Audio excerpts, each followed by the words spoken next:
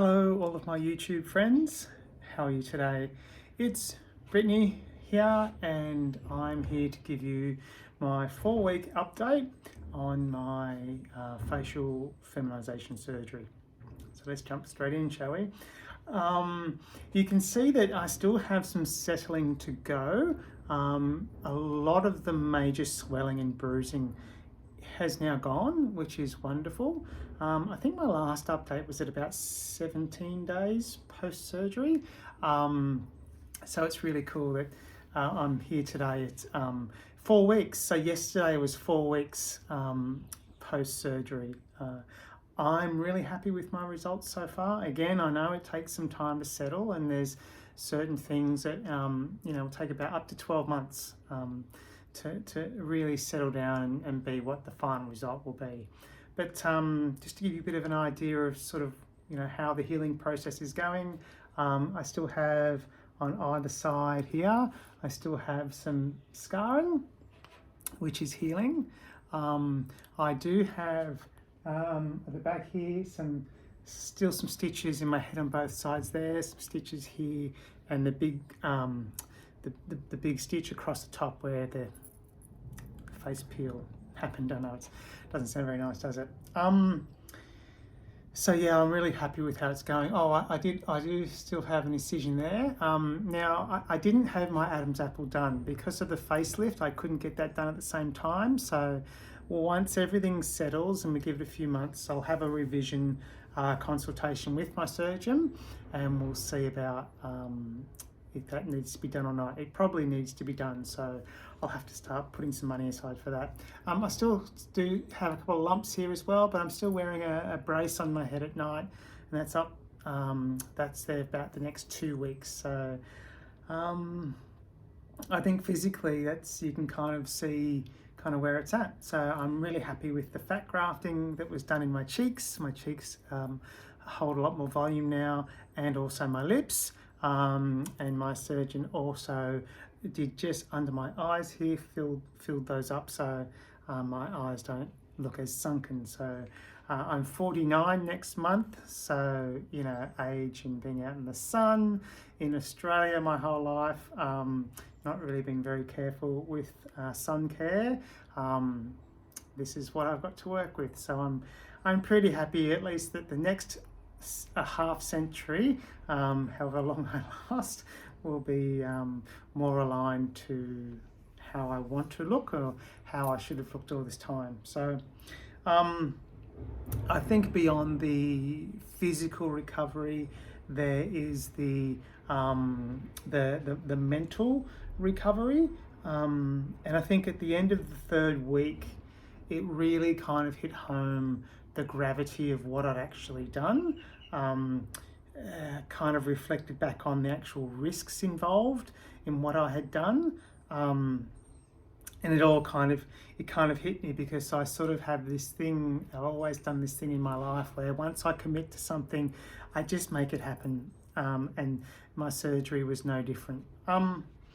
So yeah, I think mentally it takes some time to sort of come to terms with the whole thing. I mean, you're physically out of action for the first couple of weeks. You're on a cloud of painkillers and not really able to function that well. Driving a car wasn't an option, and my lovely wife stayed home with me for the first few days because I needed around-the-clock care. Just administering my medication, helping me with food, things that I could actually eat, but we're way past all that now, so we're in a pretty good place. But yeah, I think 5 weeks was the right amount of time to have off work.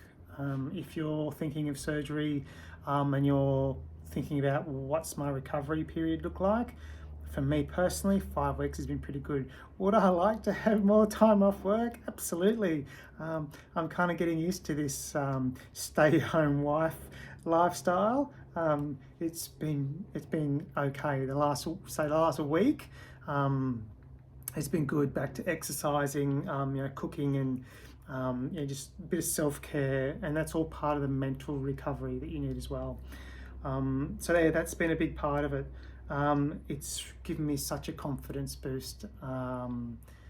Yeah, and I know it's only going to get better and better that's the hope I hold, that it just gets better and better as it continues to heal and settle. So from a side point of view, the brow bone is gone. My forehead is way more contoured now, and I'm really happy with my neck. Again, I did mention that my Adam's apple still needs to be addressed, so that'll happen in time. But yeah, I think my profile is a lot more feminine than what it was before. And I did a side-by-side photo of me only 3 days before surgery, and then I did a photo and I was wearing the same top, so it looked really effective, which was 12 days post-surgery, and it was like night and day. So yeah.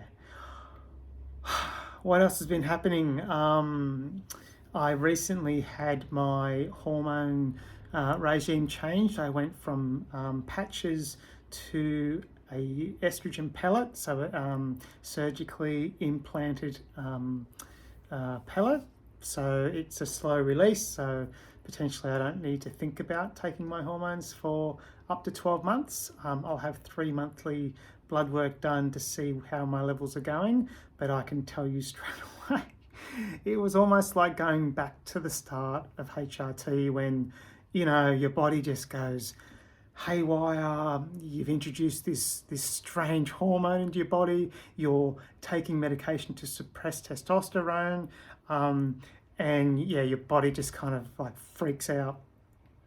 Well, with this, it's kind of like it just elevated my levels through the roof, and emotionally, back to the crying, probably more crying than I've ever done in my life, ever. And I'm not exaggerating there.